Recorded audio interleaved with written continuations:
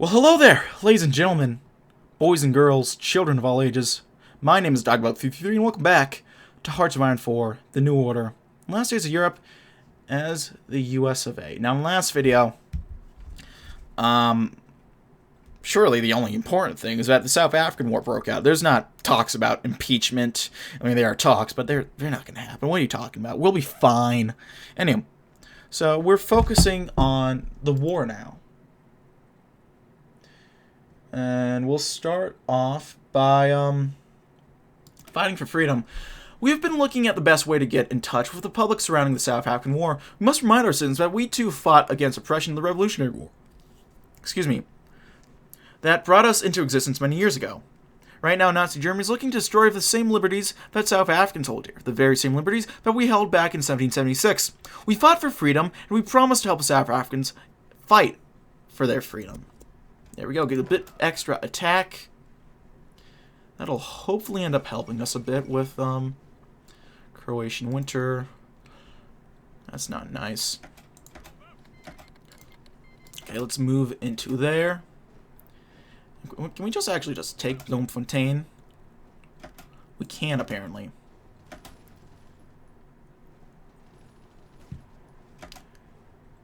We'll try to wait. There we go. Follow Bloemfontein, a more balanced court. Hit a supportive Othdam. And we'll get moving back a little bit.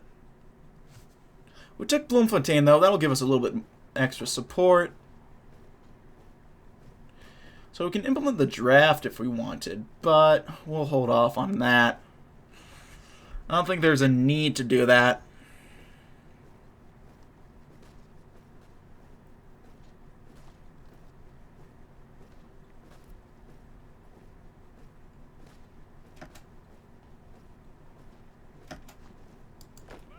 Yeah, we've taken the capital back. But we're starting to hold up. Yep. And just like that, we lost some of that support. Let's exaggerate the war atrocities, though. Overall, it seems like the American public is still adamant that in their pacifist belief, even if the war is only a regional conflict, our folks at home are not very happy about another war in a foreign land. We have begun picking up reports of German crimes committed in South Africa. If we exaggerate these tales enough, we'll be able to get the support we need. We must magnify the German cruelty in order to ensure that all Americans are strongly opposed to the enemies we are fighting.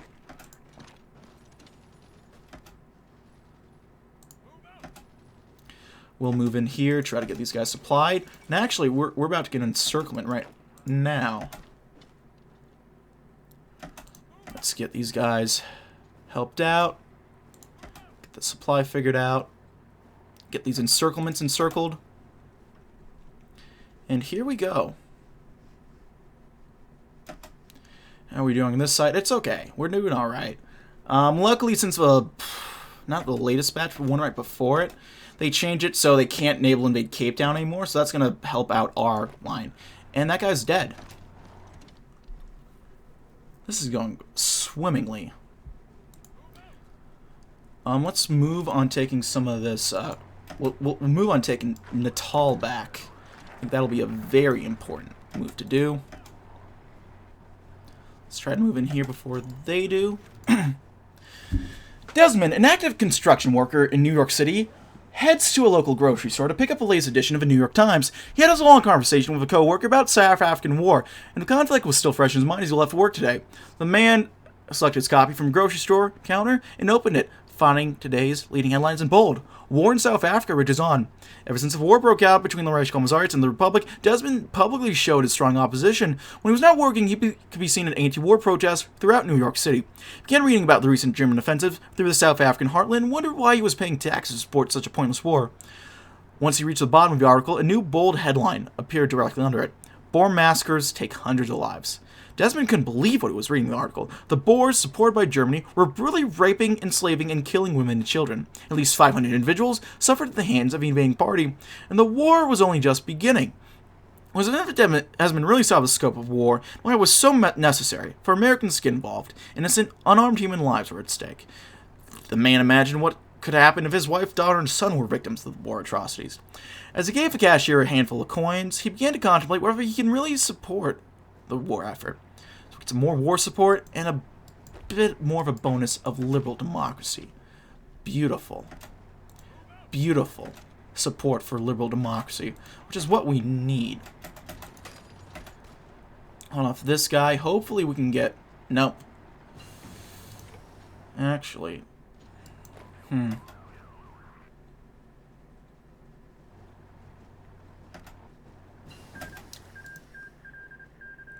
Magadan has one. Very nice. Okay. So the guy we're supporting over here, Magadan, is doing well. They still have a fascist party, but what are you going to do? Call the Pacific. Australia needs as much as we... Australia needs us as much as we need them for the war effort. We need to let the Australians know that we're watching their Pacific territories and that we will want it. They want in our little war. We must ring up the Prime Minister and get him on our side as soon as possible. And I'm sure with that we'll get New Zealand tag along. We'll get some harsh terrain training. Hopefully that'll help us by the time we finish up in South Africa. So we can finish up in South Africa. If not, at the very least, we'll have a very solid... we'll get some more help, I guess. For when... Ooh. Airstrikes, ground support. Brilliant. Help right there. Okay, we'll take this back.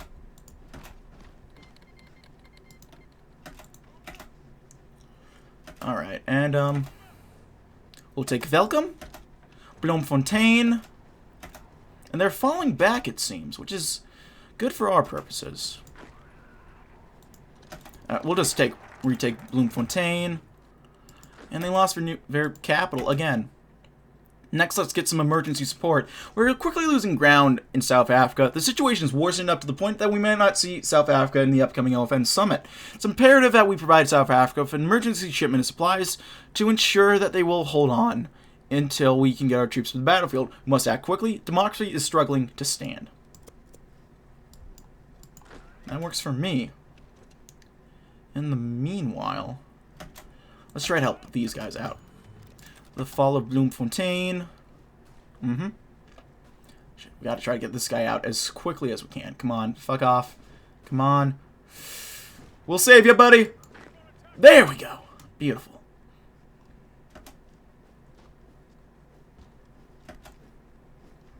And actually, let's see if we can't try to get encirclement off over here. Oh, there we go. Ah, this is great. Ah.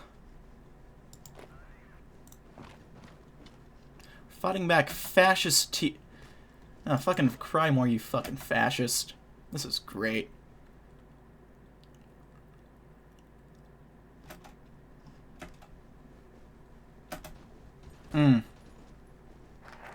They're trying so hard, but they're not doing anything. Let's rally the Canadians. Even though Canada's preparing to help the rightful English ruler retake London, they're still committed to the OFN. As such, they are obligated to give us some much-needed assistance in our African war against the Germans. We should call upon Canadian allies, and who knows, we might be able to give them some money in exchange. Real quick, let's check over in England. Oh, they're doing... the resistance is doing brilliantly, I gotta say. Speer seems to be doing okay so far. In Germany,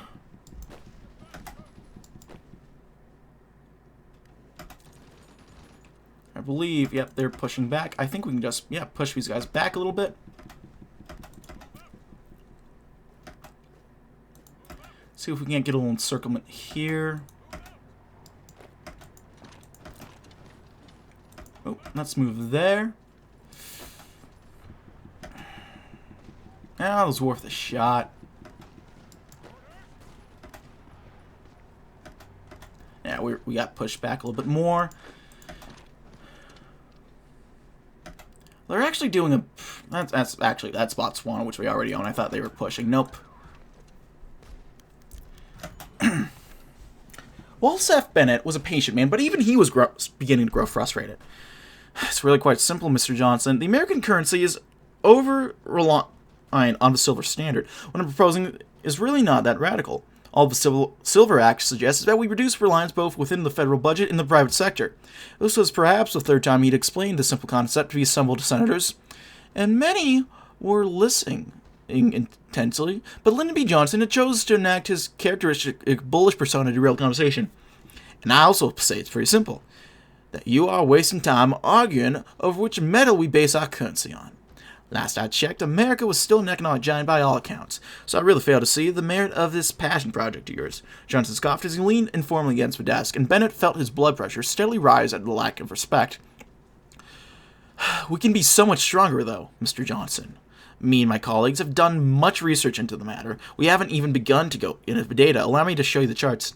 I will gladly look into your charts, Mr. Bennett, but given the time we live in, I still say that silver is rather a small thing to get worked up over. Johnson chuckled idly as Bennett launched into more discussion, clearly not listening. Belittling was always thought Bennett. Johnson was supposed to be his ally. The Republicans and Democrats were supposed to be allies. Yet even the center and right MPPs seemed to have a better, more equal relationship than the two sides of his party did these days. As a Democrat, Bennett felt increasingly sidelined. That would have to change, he decided then and there. After the ultimately fruitless discussion came to a close, the two men passed each other as the senators left the hall for lunch. Bennett fixed Johnson with a steeliest glare, his mild manner soda can muster. Something's got to change round, Johnson, and I'm going to be the one to do something about it. Something's got to give.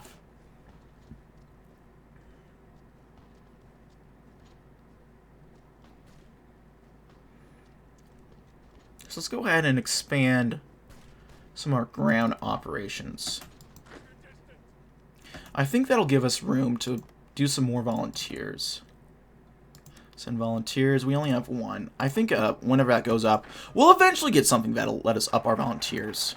Rally the Canucks. Brilliant. Next, we'll do a righteous war. Our mission for this campaign was set in stone. As the leader of the OFN, we fight to ensure that all democracies stand and freedom bells ring across every continent.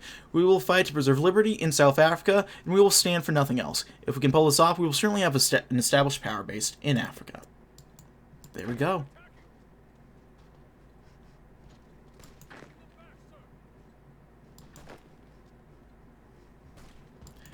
I think, yeah, I'll let him fight in, and then I'll push this guy back, and then I'll take Klerksdorp. I'll move in over here. See if we can't. I'm whittling them down a little bit, but that's... It was a little ambitious, I suppose. The Finnish military government steps down. Now it's a true Republic of Finland. Up the president elections has begun. It looks more or less the same. The U.S. is once again gearing up for election season. As for Constitution... Fighting for you and me, help elect the NPP.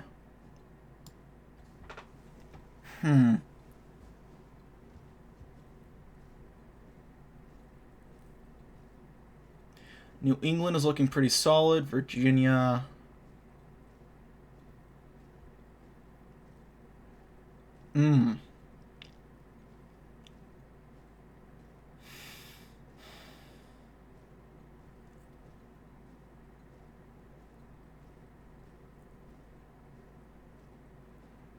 This all looks pretty good for us already. Rockies. I'm thinking the Southwest, actually. Bolster New Mexico and maybe even flip Arizona. Let's go ahead and campaign in the Southwest. Got a lot of this is toss-up, actually, presidential-wise.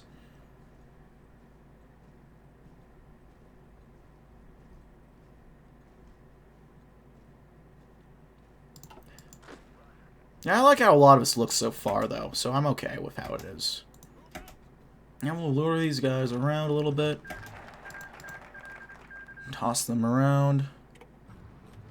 Happens to a dream deferred. The OFN Summit. Our armies have been able to hold off the enemy just in time for the emergency summit to start. Thankfully, representatives from South Africa will be attending. With this summit, our leaders will plan a course for this war and discuss future South African participation. Once we finish, we will wreak havoc on all enemies of South Africa. Their freedom will be secured. That's all we can hope.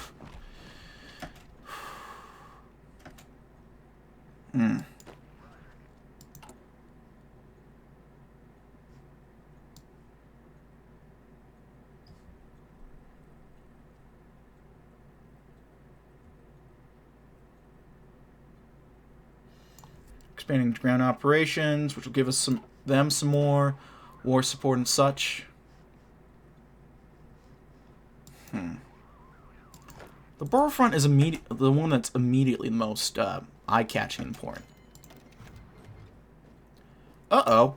Embers have turned to ashes of North's largest cities. In Chicago, firefighters ended the last of the blazes that had consumed the west side, and the mayor suspended a curfew.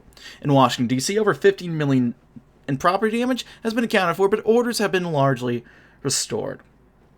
Baltimore, where Schwarzenegger may have burned the hottest, has concluded extraordinary use of heavily armed federal troops. The protests and riot broke out over President Nixon's use of a veto against civil rights legislation are slowly starting to die down as a combination of apathy and repression slows their inertia. As the dust settles, historians and political scientists are examining the possibility that this outpouring of discontent marks the greatest social upheaval since the Civil War. Even as violence on the streets is decreasing, rhetorical violence is increasing. Many civil rights moderates are outraged, but are afraid of being tied to the riots by future electoral opponents. Broader swath of the opposition, from liberal Republicans to the NPP left, are decrying Nixon as the tyrant envisioned by the founders. In open letters signing by a bevy of top academics, castigate the Republican Party for falling in with segregationists and cast the veto as the ugly low of the unholy union between R&D. All signatories promise to leave the party and encourage others to do the same as well. Clearly, the veto of the Civil Rights Act has hardened its proponents and divided the country even further. What has America failed to hear? So we get a bit more political power and stability, but the production is hit. The center NPP grows more popular. Man.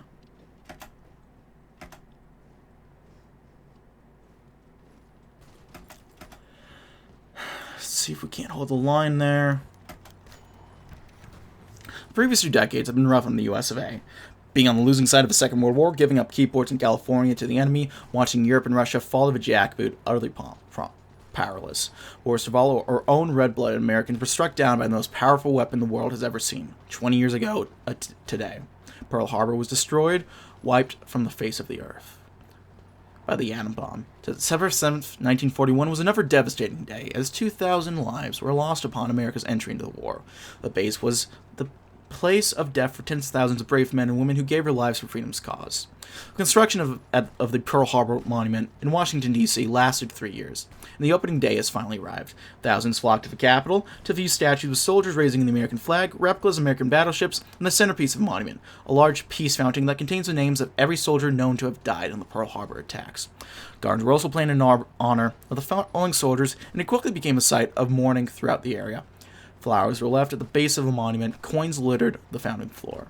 For the Americans who had no flowers to give, no coins to donate, they gave the utmost respect to the fallen soldiers who perished in the face of destruction.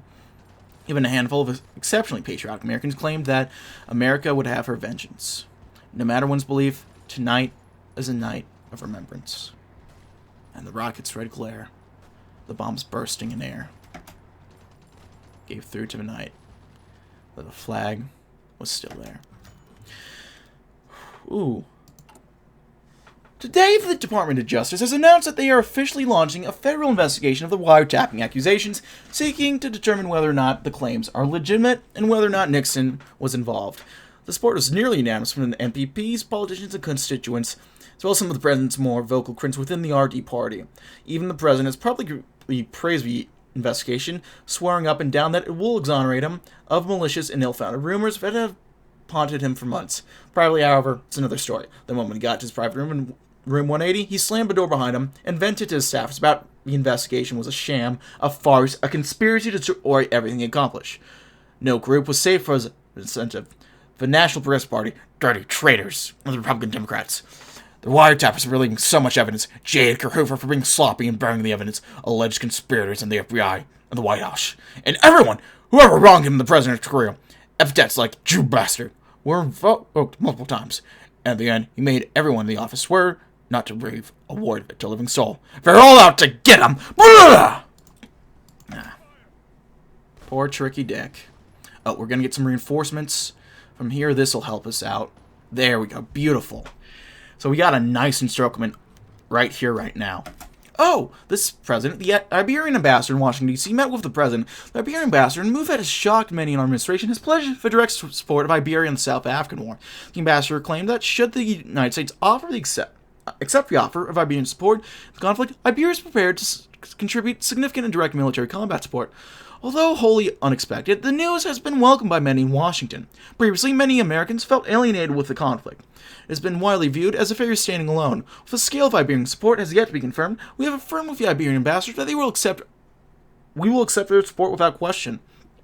Furthermore, our military is poised to provide any aid possible to the Iberians in assisting with the commencement of their operations. We'll take all the help we can get.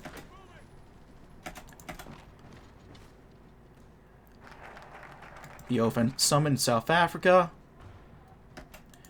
And then let's get these guys out. The long-awaited date of the American Summit, called the Summit on the Policing Action in South Africa, has arrived. The U.S. delegation gave a rather spirited speech on the necessity of the OFN to come together for this battle, lest the organization begin to fall to the wayside. Points were made that the Union Pact's lack of cooperation led to the seeming death of Germany, and Japan could never rely on a unified multinational military response like only the OFN could.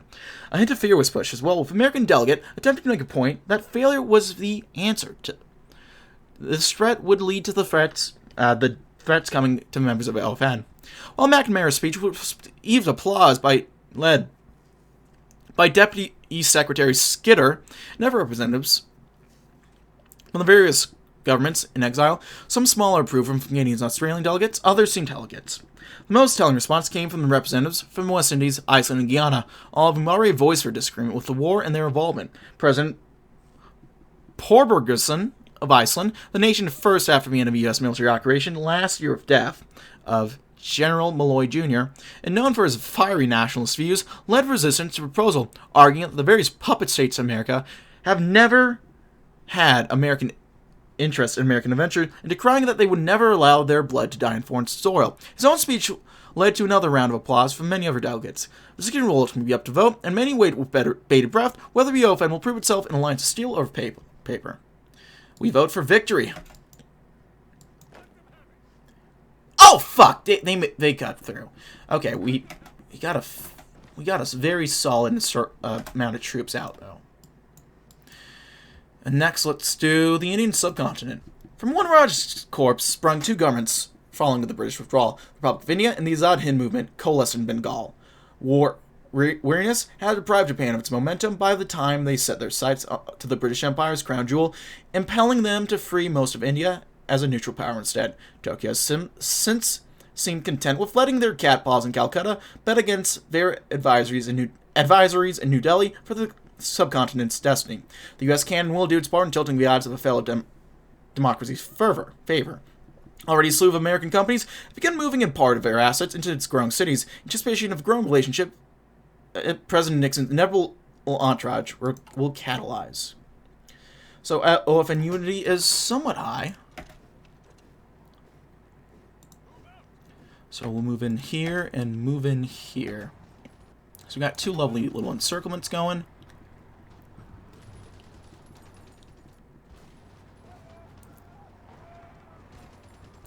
We'll get working on attacking these guys. They have a fort here that we're attacking into, technically, but oh! Alas.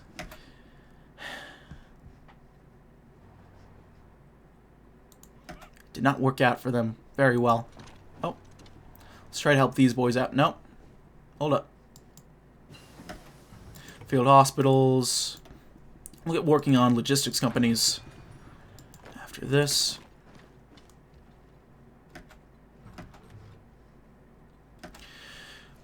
We're doing a pretty solid job. We've taken over the Orange Free State, or the Orang Free State, however you say it. We take a clerk's drop. We'll move back here. That'll distract him. He'll have to retake it. Messes up their lines. We'll retreat.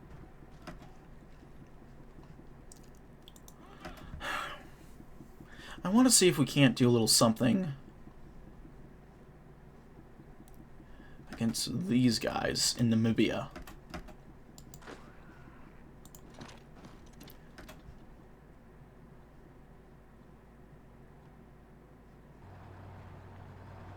Oh. Retreat back. Come on. Come on. There we go.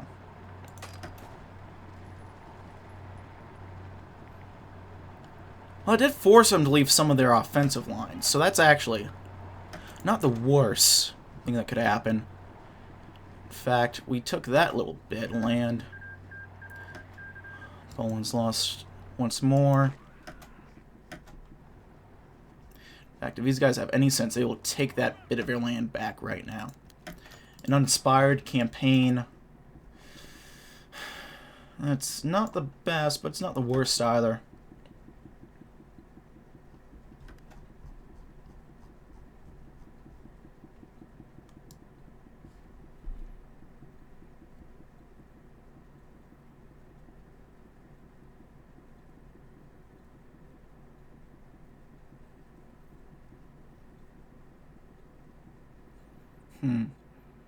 Where are we going to want to campaign next?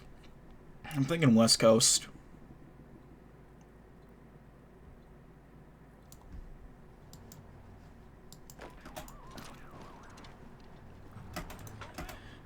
There we go, take that little bit. Maybe move up to Karasburg. Coming up soon. Oh, the Aussies are here! Oi, oi, oi. That's what I'm talking about. Okay, can I get another... I can. We'll send this boy over. Richard Nixon flipped through the channels, seeing what the nightly news stations were saying about him. Being discussed on all of the big three networks would usually be a desirable thing, but seeing what the cover of Washington Post was that morning, he had a terrible sinking feeling. CBS Evening News, Walter Cronkite. The leaked tapes, the president used several racial epithets to describe the investigation, which he described as life-ending. The ABC Evening News with Ron Cochran, to Senator Goldwater's comments to the press this afternoon. I know I do not speak alone for the Jewish people of America when I condemn the president's foul, prejudiced, and above all else, demeaning choice of words in the Huntley Brinkley report of the NBC. I've expressed concern for the state of the president, with some going as far to call his tone raving as unhinged. The White House press secretary was unavailable for Nixon switched off the TV. Just as he had feared, it felt like everyone was trying to find a bone to pick with him. And they wouldn't rest until he had torn down everything he had accomplished during his presidency. As he stood up and walked back to his desk, he couldn't help but wonder how much of this was simply paying the price for his old sins. And how the hell did that Post even get those tapes in the first place? There is such a thing as bad press. Evidently. Okay, this guy's moving out, so we can take Kitmanshoop.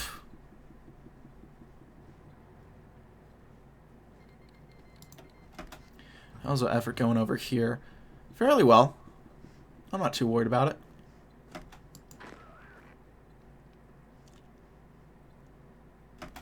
There we go. We'll take that. Lyndon B. Johnson and Margaret Chase Smith were both a rare breed of politicians in Washington, having both crossed the aisle in their careers. Johnson banned the Democrats in the 30s over their tepid response to the Depression, while Smith had ditched Republicans after the RD's unholy alliance, and they despised each other for it.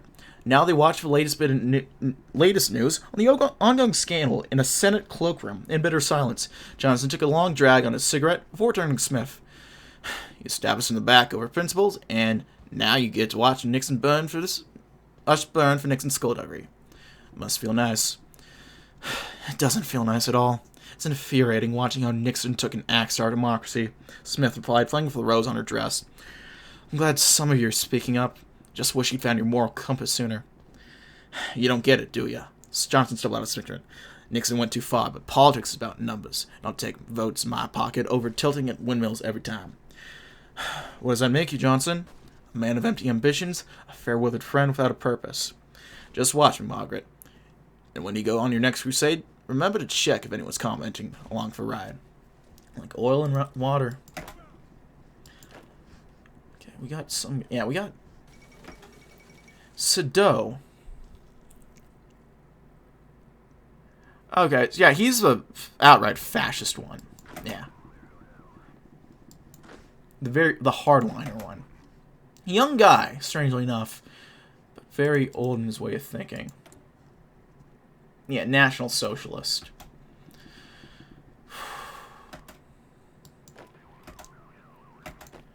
Alright. Alright, well, we've made a little bit of progress here. I think the plan now is to move back into South Africa. Or, the Orange Free State. The Indian Subcontinent. Let's see if we can recognize the Republic of India real quick before impeachment happens. Whether out of fear for renewing tensions with Japan or simple indifference, the U.S. government never received nor courted either of India's governments since 1946. In hindsight, America's acquiescence is perhaps too readily to the spear's vaporous threats when it could have earlier laid the groundwork for countering its ambitions in the Asia-Pacific. The Nixon administration will reverse this trend by acknowledging its opportunity out of a geopolitical hotspot. The following weeks, the president himself shall visit New Delhi to formally recognize Mr. Nehru as president of the subcontinent's rightful government. Well, there we go. We'll see what we can do.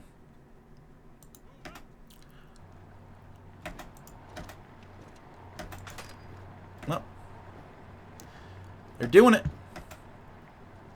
I do declare they're actually... Fuck. Never mind. I was about to say that encirclement was going pretty well, but now... Okay, we got another division. We'll merge them up. Okay, boys. Fly on over.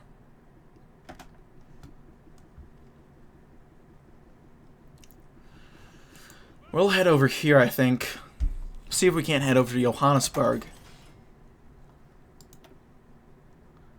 South African Boer War. South Africa's holding on. The Boers are kind of close to capitulating. I wonder if we take Johannesburg, if that'll be the 1-2 punch we need.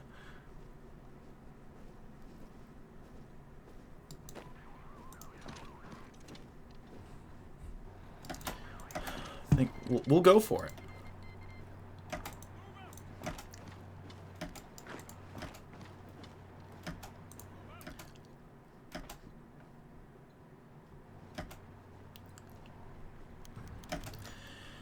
The newly christened Johannesburg, formerly Johannesburg, when the city was still part of the South African Federation, has been captured by advancing federal troops. As war entered the acute phase, with German and American troops fighting each other directly, the Boers found themselves as a proverbial clay pot between the iron ones. The newly established Boer Republic was immediately invaded, and despite the trickle of supplies from the shield, the Federation was able to break through the border defense and directly push for Johannesburg in their efforts to force the insurgent states to capitulate.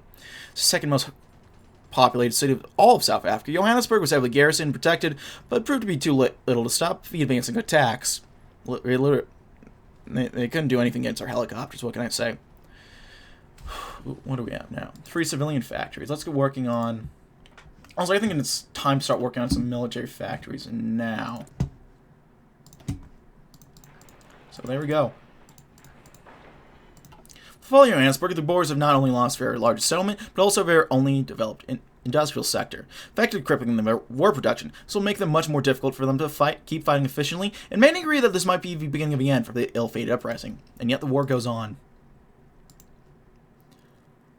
That is barely enough for them not to capitulate. Goddamn. Okay, head to Niels Pruitt.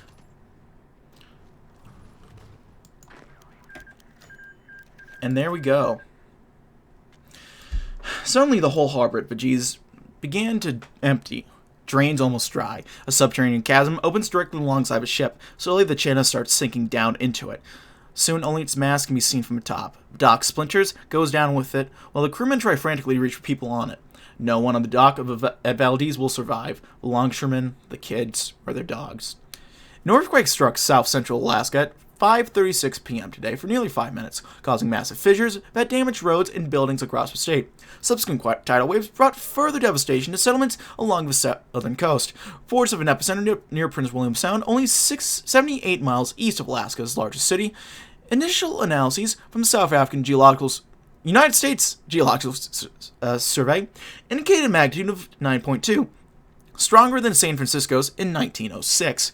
Governor William A. Gahn has declared a state of emergency for the entirety of Alaska, mobilizing the state's National Guard to begin initiate initial disaster relief in Anchorage and the port of Valdez. President Nixon followed suit by directing the Navy and Coast Guard to conduct search and rescue operations along the coast. However, Inclement weather conditions and damaged infrastructure may preclude more extensive relief operations until Sunday at the latest. Total damage casualties from earthquake are yet to be determined, though estimates from both are high. Alaskans were reportedly caught off guard due to preparations for Good Friday, and this event's sudden occurrence had left them with no time to react to either tremors or a tsunami.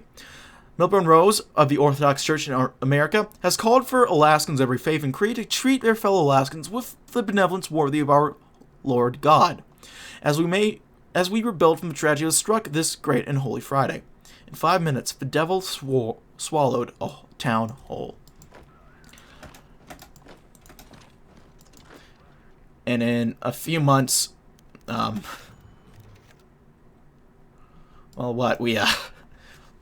we swallowed the South African, the Boer Republic whole. As families across Alaska were sitting down for dinner, a sudden series of tremors erupted, lasting for almost 5 minutes. After dust had settled, over 100 people lay dead in what we now know as the most powerful earthquake in North American history. In addition to the tremors themselves, the state had been racked by landslides, fissures, and tsunamis, as well as widespread destruction of roads and railways. The rescue effort is ongoing, with survivors and bodies being pulled from collapsed buildings in Anchorage, but emergency services were woefully unprepared for disaster of this magnitude, and not have the resources to adequately deal with it. If we send disaster relief immediately, we'll boost our political capital not only in Alaska, but across the nation, as we prove we were capable of protecting our citizens.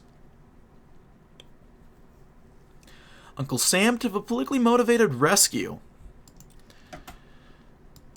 Okay, they're attacking us, which is an interesting strategy, Cotton. Let's see if it works. We'll move here.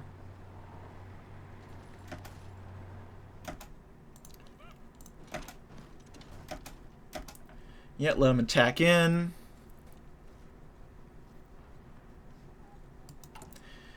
Hand out loans. We can start subsidizing businesses in Africa. We have more stuff we can do. Operation Cuckoo.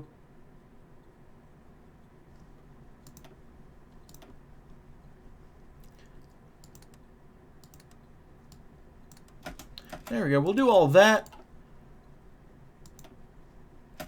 Bella, our economy a bit more. Polls are updated. Let's check on the horse race and just see how bad it is for the RDs.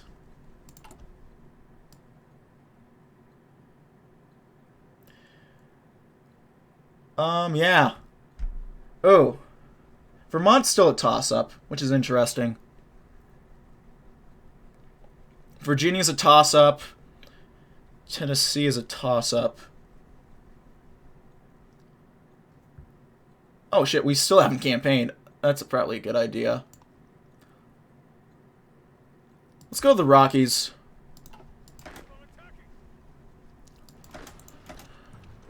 Take them out. Italian Empire versus Croatia. Took them long enough. Okay, well. What do we want to focus on now?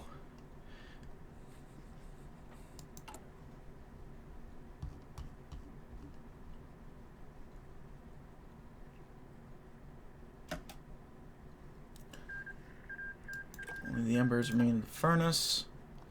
Who's winning now? Kazakhstan's still a bit of an open question. Oh, Comey is gone. Oh, my man Boris.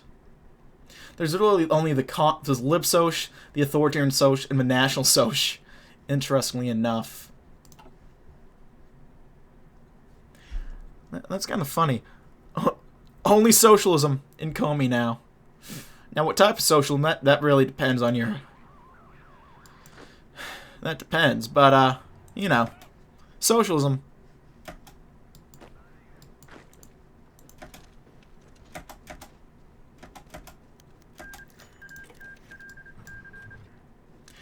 Ooh. Today, General Douglas MacArthur, who left the defense of the Philippines at the start of the Pacific War, has died at Walter Reed Army Center of biliary cirrhosis at the age of 84. After a state funeral organized by the president, he will be laid to rest in Norfolk, Virginia. MacArthur has a contested and complicated legacy. He served in France in the First World War as superintendent of West Point, served as part of a court-martial of General Billy Mitchell after he was assigned to the Philippines, during which he became the youngest Major General at the age of 44, was appointed the Army Chief of Staff in 1930, and after leaving that post was named the Field Marshal of semi-independent Philippine Army in 1935. But his role in putting down the bonus army of World War I veterans in 1932 and his failure to prevent the Japanese from occupying the Philippines left his reputation in tatters. It was the latter that resulted in his dismissal by President Joseph Kennedy, and has since been considered either the man who lost the Pacific or as a scapegoat for the failed American war effort against Japan. He used his new civilian world to try to rally American people to fight the war, but his constant criticism of President Kennedy and Harry Truman alienated him from politicians and the general public, especially when he made comments favorably admiring Asian cultures and peoples later in the war. The general's detractors consider him egotistical, aloof, and pretentious, while many others call him courageous, intelligent, and inspiring. Many NPP members and leaders have long believed that Macarthur could have won the war against Japan had he been properly supported. But that is a question that will never be answered. Old soldiers never die, they just fade away. Among the guiding principles of our nation is the belief that all men are created equal before the law. And there's nobody in our government, nor should there be anyone, who considers himself immune to the very law he swore to defend and uphold. It's not a matter of partisanship. It's a matter of democracy and dictatorship, of Americanism and anti-Americanism. Vice President Kennedy, are you insinuating that the investigation into the president for criminal activity is justified? I'm saying that any question of wrongdoing on the president's part can only be answered in the court of law. If President Nixon is impeached and removed from office, how would you react? I would respect the decision of the Senate. Nixon grabbed the clicker and switched off the television with great frustration. He thought that Kennedy could smooth things over at the press conference. Instead, he all but admitted he was leaving his own president for dry. Every day it felt as if some prominent member of the administration was issuing some kind of veiled condemnation, hoping to save their own hides if he went down. Just like rats on a sinking ship. And rats they most certainly are. We'll try to take this guy out. This poor fella from what, the Congo? Central Africa. Yeah, the Congo. Tell your buddy Mueller I said hi. Had a fun time playing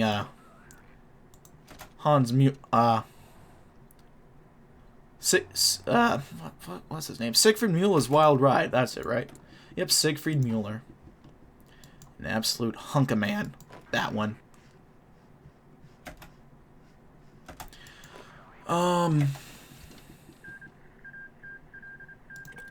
Pyroxena War, so that's what? Novosibirsk, Kemerovo, and Tomsk. Left. Magadan is still hanging on. I don't know if I fancy either's chances. When the movie came out, I had no idea what to make of it. Stanley Kubrick directing a comedy and a satire of nuclear Armageddon at that. How a U.S. Air Force general gone completely insane and thinking the Japanese were destroying America within by destroying precious body fluids with fluoride could order a nuclear strike on them. To American audiences, the thought that someone could just order a nuclear strike on a whim was something that could only happen from Germany or Tokyo, not the good old US of A.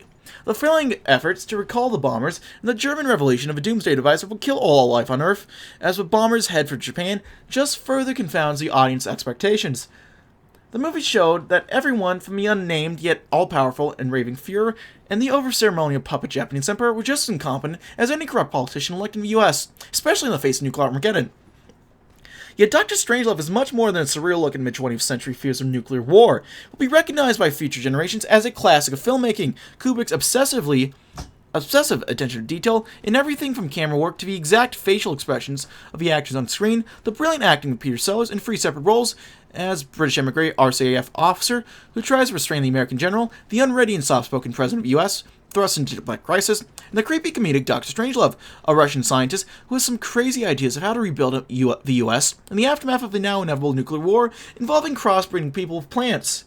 The over-the-top and hammy acting of George C. Scott as he reveals how the world was to end with American B-52s flying low over Kanto plains with his arms stretched out and making sound effects with his mouth. The cowboy riding the bomb down like a bull at a Texas rodeo to obliterate a Japanese military base, and finally the montage of nuclear bombs exploding to the haunting maybe by the ink spots. It is perhaps the perfect dark comedy, funny in face of terror, horrifying despite the levity. It brings a stark contrast to the idea of mutually assured destruction to an audience that just didn't quite comprehend the fact that a nuclear war would be the last one. It could all happen because of a mistake. Chicago Tribune, 1964. Gentlemen, you can't fight in here! This is the war room!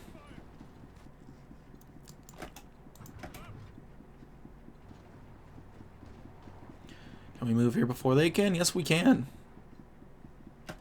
That's what I'm talking about. We have done very well in beating back Republic of South Africa. They now have more or less their core territories.